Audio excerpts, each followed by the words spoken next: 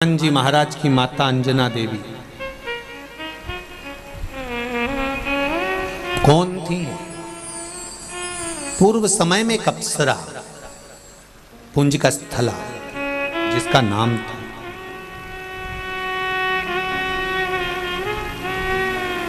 क्या नाम है? जम के बोलो। पुंजिका स्थला क्या नाम है? बोलो, जम के बोलो जरा। हनुमान जी की जो माता है अंजना, अंजना माता का पूर्व का नाम है पुंजिका स्थला, एक अप्सरा है।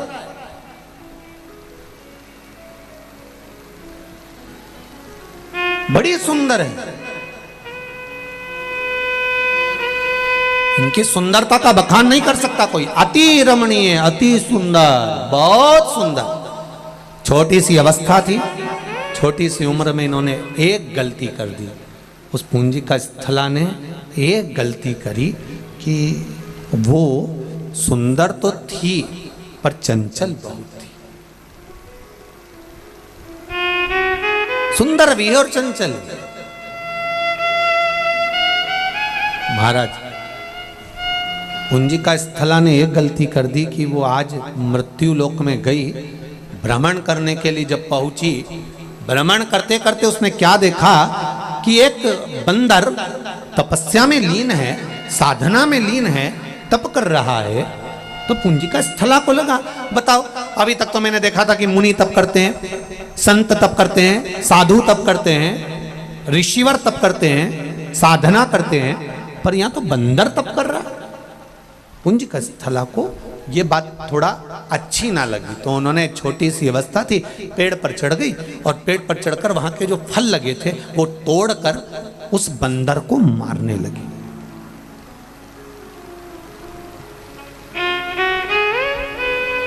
हमें स्मरण नहीं हो पाता। हमारे घर के जब छोटे बच्चे कोई गलत कार्य करते हैं तो हम बड़े खुश होते हैं कि एक छोटा बच्चा चींटा पकड़ता है ना, छोटा बच्चा जब जी चींटी पकड़ता है ना, तो घर की माताएं, घर के लोग बड़े खुश होते, देखो पकड़ रहा है, देखो पकड़ रहा है। उसको समझाना चाहिए, नहीं नहीं, कोई जीव की हत्या नहीं करना, कोई जीव को कष्ट नहीं देना।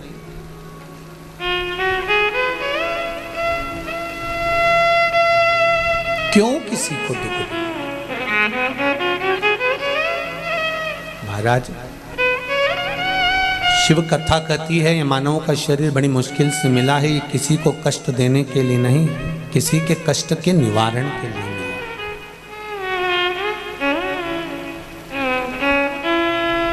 आपने शिव महापुराण की कथा में से कुछ सीख लिया कि मुझे 27 बार श्राद्ध पक्ष में शंकर भगवान को जल चढ़ाना है, या 27 मनके की माला से जाप करना है, या 27 बार मुझे मंत्र का स्मरण करना। केवल आपने सीखा और आपकी जिंदगी संवरने लगी, तो उसमें आपका फायदा है, उसमें आपका लाभ। जैसे एक पत्र आया है, देखिए,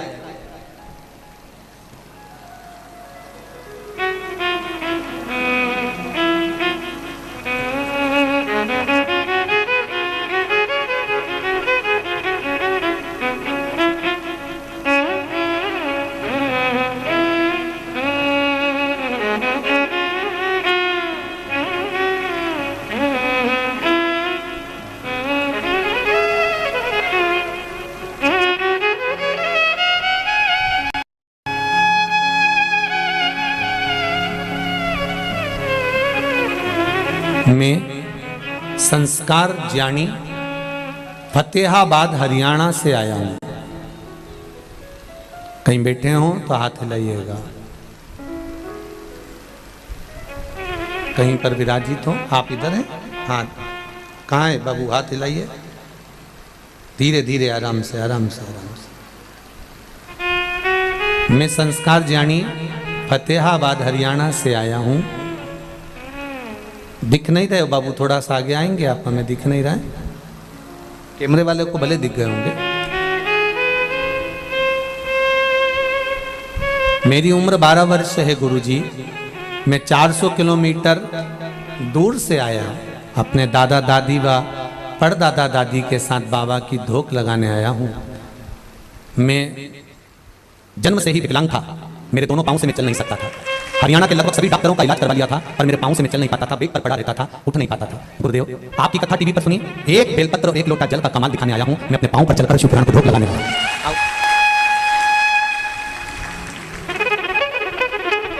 मेरी पूरी जिंदगी 12 वर्ष पलंग पर पड़े पड़े निकल गई। सारे डॉक्टरों ने कहा था कभी नहीं चल सकता, पर एक बेलपत्र एक लोटे जल ने मुझे चलाया है।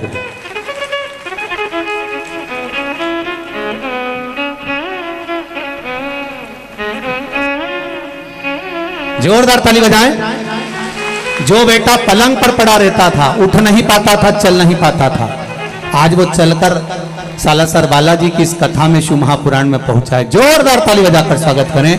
सारी समस्या का हल एक लोटा जल। शिवाय नमस्तुभ्यं।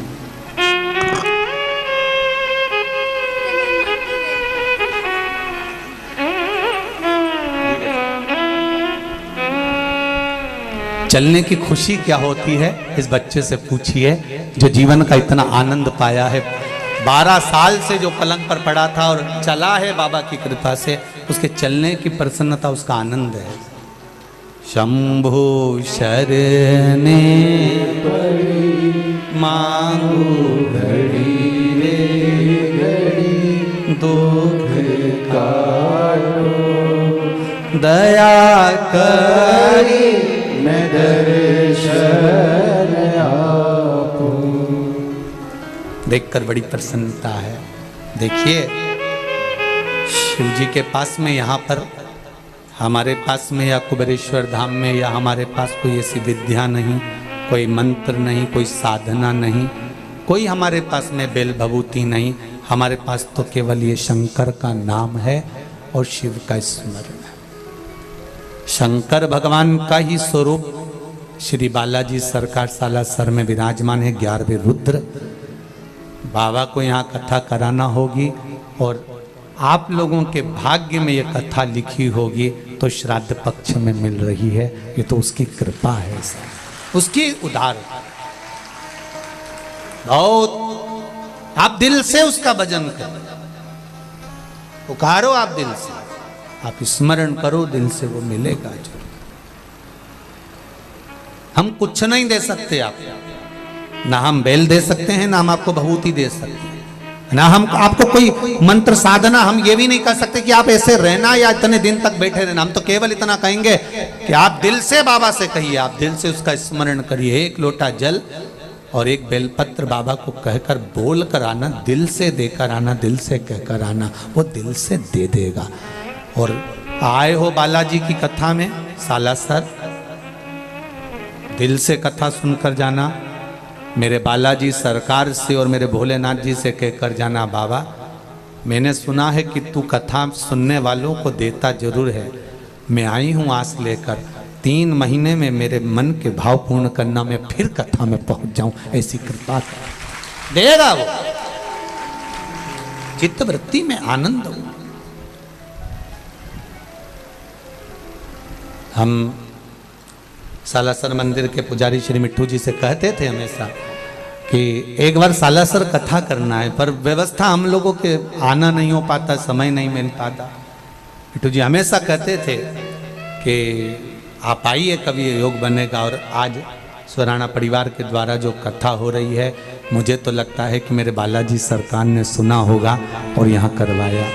स्वराणा जी के यहाँ से उनकी धर्मपत्नी प्रेमलता जी, उनके पास जब सूचना मिली कि गुरुजी बोल रहे हैं कि कथा वहाँ एक गांव पर या दिल्ली कराने की अपेक्षा सालासर जी कराओ, तो मैं कहूँगा कि उनके दोनों बेटों और बहुओं के चेहरे की प्रसन्नता बता रही थी कि हमारी माँ ने कह दिया कि सालासर में हो रही है, तो और खुशी की बात है। तो ये एक आनंद का विषय हो जाता है, एक आनंद की लहर हो जाती है। हाँ, इतनी व्यवस्थाएं करना बहुत कठिन। पहले दिन ही तुम इतने सारे आ गए कि हमारा तो सोचे सुराणा जी आगे टेंशन है उसका। पर सुनो, जहां मौका मिल जाए, रोड पर आसपास में जहां जगह मिल जाए, वहां बैठकर 2 शब्द शिव महापुराण के उसके इस पावन छत्र छाया में सुन लो और उससे कह लो, कह उससे।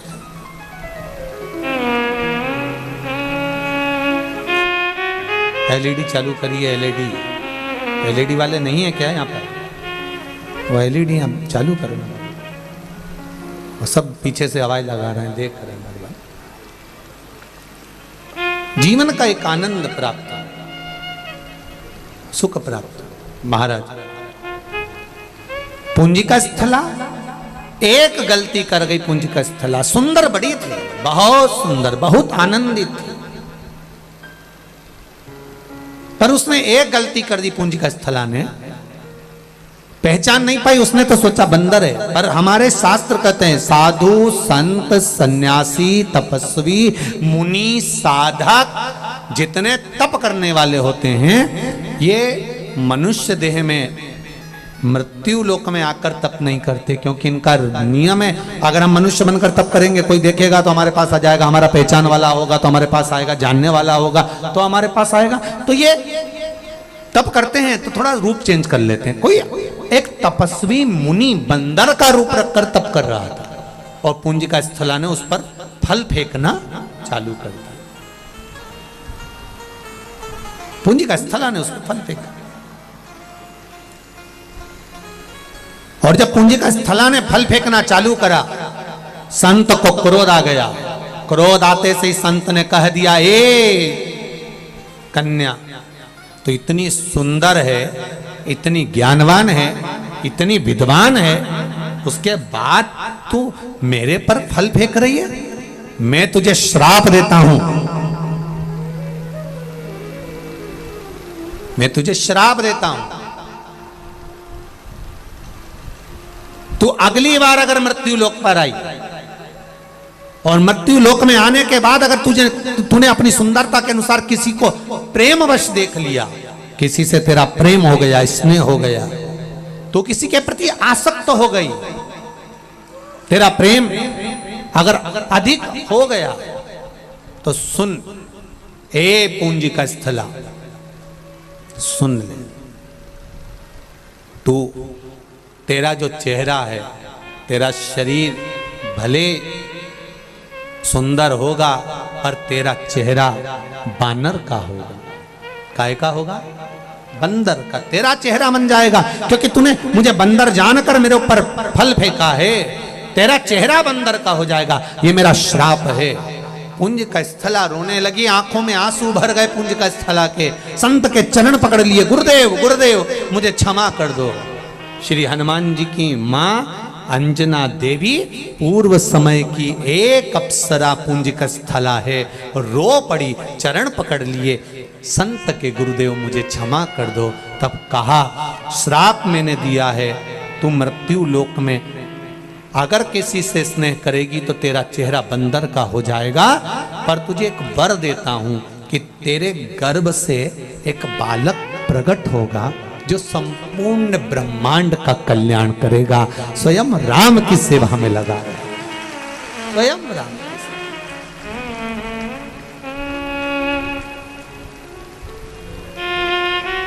पुंजिका स्थला रोती रोती देवराज इंद्र की सभा में पहुंच गई। जब बड़ी हुई देवराज इंद्र की सभा में पहुंच गई, रो रही है। अप्सरा का काम क्या है? नृत्य करना। नृत्य करते करते पुंजिका स्थला की आंख में आंसू भरा।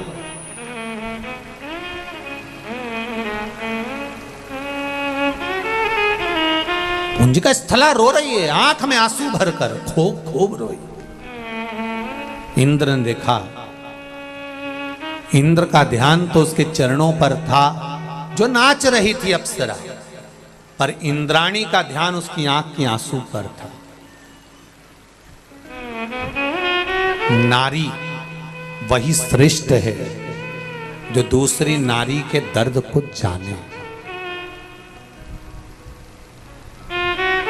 पराए दर्द को जो अपनाए उसे इंसान कहते हैं। महाराज, जो दूसरे के दर्द को देखकर दुखी हो, दूसरे के दुख को देखकर दुखी हो, दूसरे के दुख को देखकर उसकी आंखों में भी अश्रु सा छा जाए, समझ लो कि ये श्रेष्ठ जीव है, इसकी श्रेष्ठता।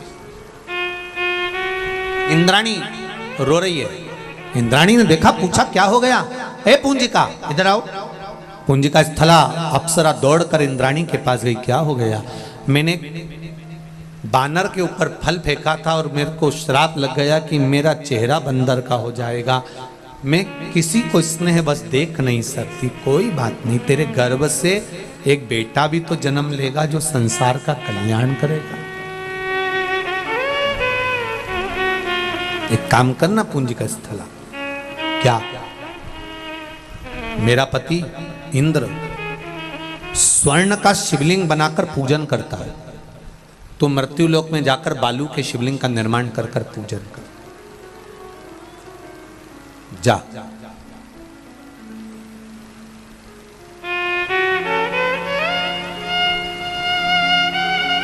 ऐसा कोई 33 कोटि में कोई देवता ऐसा हो, कोई अप्सरा ऐसी हो, कोई देव ऐसा हो जिसने अपनी जिंदगी में शंकर भगवान की आराधना ना करी हो। महाराज ब्रह्मा ब्रह्मलोक में रहते हैं, भगवान विष्णु बैकुंठ लोक में रहते हैं, पर मृत्यु लोक का अगर कोई देव है तो वो देव अधिदेव महादेव है। मेरा शंकर इस मृत्यु लोक में आपके दुख को काटने के लिए बैठा है। और आप लोगों की आदत इतनी विचित्र है, दूर के ढोल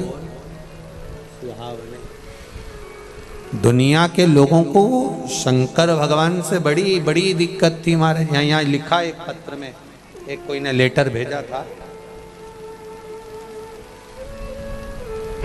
इस पत्र में एक बहन ने लिखा है, कल वो जो जज साहब के साथ में आई थी, उनकी माता जी थी, तो उनके हाँ जज साहब की, तो उनकी माता जी ने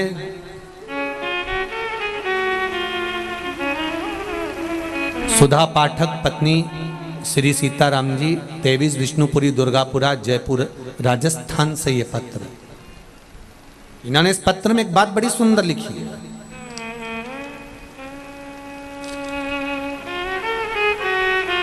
कि पहले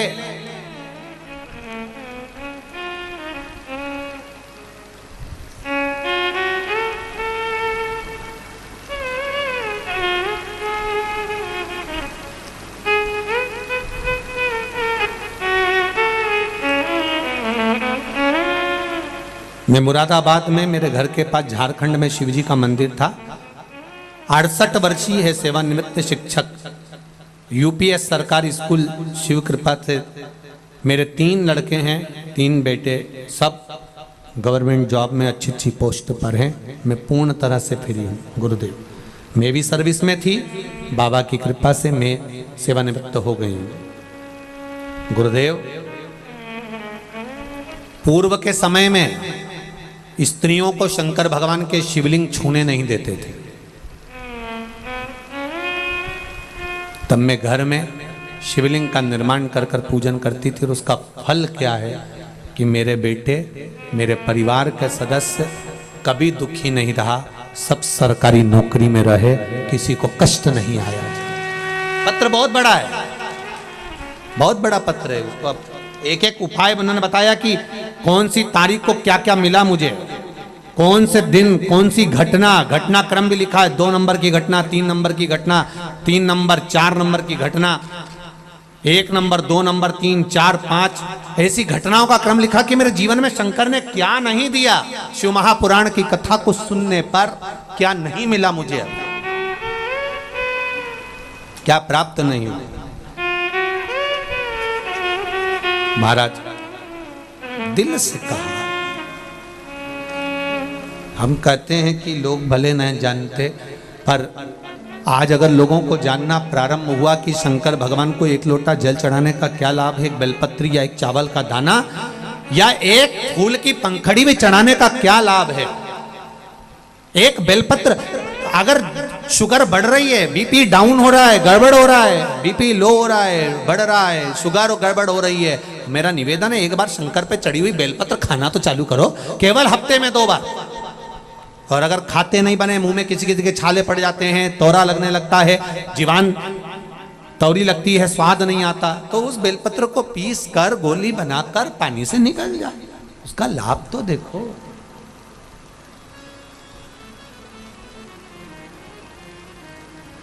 भोलेनाथ दया करना,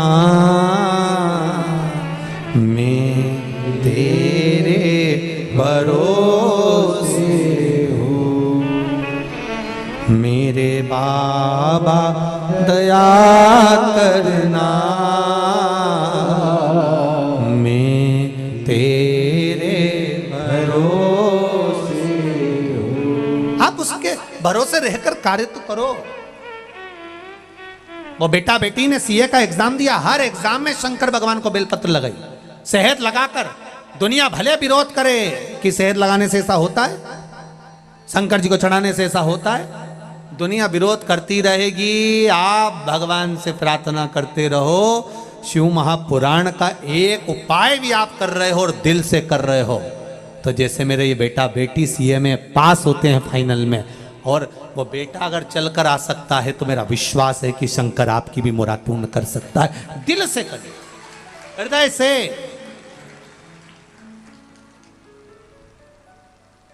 दिखावा नहीं करना है हमें। पत्र बहुत है, पढ़ेंगे समय के अनुसार, पर अपने मन से आप भगवान की प्रार्थना करिए, हृदय चित्त से, दिल से करिए। महाराज पुंज का स्थला से कहा तुम जाओ और मृत्यु लोक में जाकर एक बालू का शिवलिंग, मिट्टी का शिवलिंग, पार्थिव शिवलिंग का निर्माण करो और उसकी पूजन करो। पुंज का स्थला गई, शिवलिंग का निर्माण करा, पूजन करी, आराधना करी। आराधना करते करते करते करते करते करते करते समय बीता और पुंज का स्थला की दृष्टि एक राजा पर पड़ गई जो शेर से युद्ध लड़ रहा था।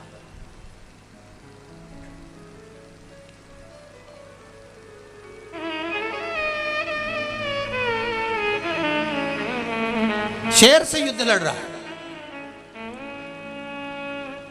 3 बार शेर ने आक्रमण करा और उस राजा ने उस शेर को मार गिराया। पुंज का स्थला की दृष्टि उस राजा पर पड़ी, बड़ा सुंदर था, बड़ा अच्छा लग रहा था, बस श्राप था, प्रेम से देखेगी और मुख बंदर का हो जाएगा। पुंज का स्थला का शरीर तो अच्छा रहा पर चेहरा बंदर का हो गया। रो पड़ी अपने चेहरे को देखकर, मैं बांदरी बन गई, मेरे बंदर बन गई। रो रही है, बिलख रही है, आंख से आंसू बह रहा है। थोड़ी देर बाद जिस राजा ने शेर को मारा था वो दौड़ता दौड़ता इसकी आवाज सुनकर, चीखने की आवाज सुनकर इसके पास में आया तो पुंज का स्थला ने क्या देखा कि इस राजा का चेहरा तो बंदर की तरह। पूछा तुम कौन हो? मेरा नाम केसरी है, मैं यहां का सुमेरु का राजा हूं। ओ हो वाह,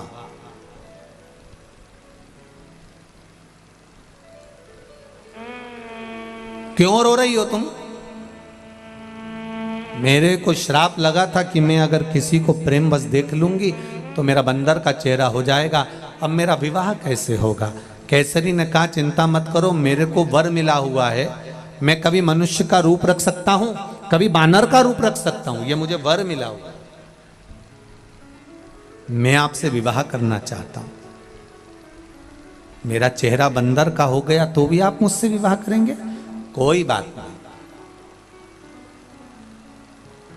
आप बांदर का चेहरा रखने के बाद भी आप सुंदर हो, मैं आपसे विवाह करना चाहता हूं। केसरी और महाराजा केसरी के साथ में पुंज का स्थला जो सुंदर कन्या के रूप में थी, बांदरी का जिसका मुख हो गया था, उसका मंगल विवाह हो रहा है। कन्यादान कौन करेगा मेरे लिए? मुझे कन्यादान कौन करेगा? मातंग बाबा के पास में सूचना गई तो मातंग ऋषि ने गौतम बाबा से कहा। गौतम बाबा ने अपनी धर्मपत्नी अहिल्या के साथ बैठकर माता अंजना का कन्यादान किया है। महाराज नाम बदल दिया। गौतम बाबा ने कहा इसका नाम पुंज का स्थला नहीं, मेरी बेटी अंजना कहलाई। कन्यादान किया, विवाह हो गया। कई वर्ष निकल गए, कई साल निकल गए, पर अंजना माता के गर्भ से संतान नहीं, कोई औलाद, कोई संतान।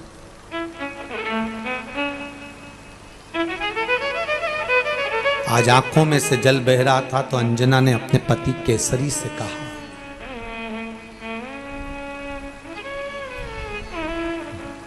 माता अंजना ने अपने पति केसरी बाबा से कहा, स्वामी कई साल निकल गए, जैसे वो मां अपने बेटे को लेकर आई कि 12 वर्ष के बाद मुझे संतान हुई है, ये शिव कृपा। अंजना की आंख से आंसू बह रहे हैं, मेरे यहाँ इतने वर्ष शादी के हो गए पर मेरे यहाँ संतान नहीं, मेरे यहाँ औलाद नहीं। स्वामी आंख से जल बह रहा है। केसरी ने कहा क्या कर सकते हैं, जो भाग्य में लिखा होगा वही तो होगा ना। अंजना कहती है मेरा विवाह जिस गुरु मातंग बाबा ने कराया, मेरा कन्यादान जिस गौतम ऋषि ने कराया, मैं उनके पास जाना चाहती हूँ। आप मेरे को लेकर चलेंगे क्या? चलो। बहुत ध्यान दीजिए, दुख की घड़ी में समस्या विकट हो कहीं मत जाओ। जिस गुरु ने आपको मार्ग बताया है उस गुरु के पास 2 क्षण चले जाओ, उससे कुछ बोलो मत बोलो, केवल गुरु की दृष्टि ही पड़ जाएगी तो उतने में कल्याण निश्चित हो जाएगा कि हो गया। केवल दृष्टि पड़ जाए बस हो गया। एक बार गुरु देख ले बस, एक बार गुरु की दृष्टि पड़ जाए बस हो गया। कोई तप करने वाला, कोई मुनि है, कोई साधक है, कोई संत है, कोई साधु है, कोई सन्यासी है, कोई तपस्वी है, कोई आराधना करने वाला अपनी जिंदगी की आराधना तप साधना में लगा है, कोई भगवान के भजन में लगा है, कीर्तन में लगा है। हम उसको छुएं ना छुएं, हम उसको प्रणाम करें ना करें, पर जो भगवान की अविरल भक्ति में डूबा है उसकी केवल दृष्टि हम पर पड़ जाए तो ना जाने कितने पाप हमारे कट जाएंगे। और उम्मीद है कि कोई नई राह हमारी जिंदगी में प्राप्त हो जाएगी। नई राह में आप जब अपने घर को जाएं, यहां से बालाजी महाराज के जब दर्शन करने के लिए मंदिर में प्रवेश करें तो बालाजी का दर्शन करते करते उनसे दिल से कहना, बाबा बड़ी कृपा करी जो हमें शिव महापुराण की कथा आपकी गोद में बैठने को श्रवण करने को मिल रही है। ये आपकी ही तो उदारता है मेरे सरकार, मेरे बालाजी, ये आपकी उदारता ही तो है जो हमें मिल रही है।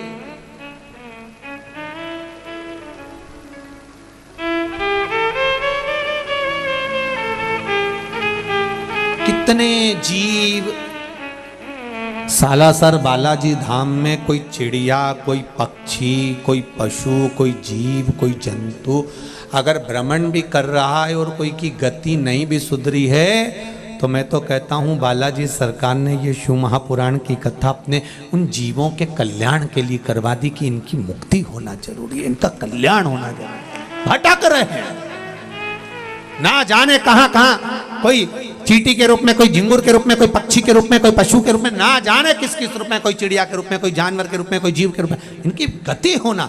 और वो गति कोई दूसरा नहीं, भागवत अन्य पुराण शास्त्र सब 7 पीढ़ी को तारने के लिए है, पर शिव महापुराण तो 71 पीढ़ी को तारती है साहब। 71 पीढ़ी को पार लगा दिया, सहजता नहीं।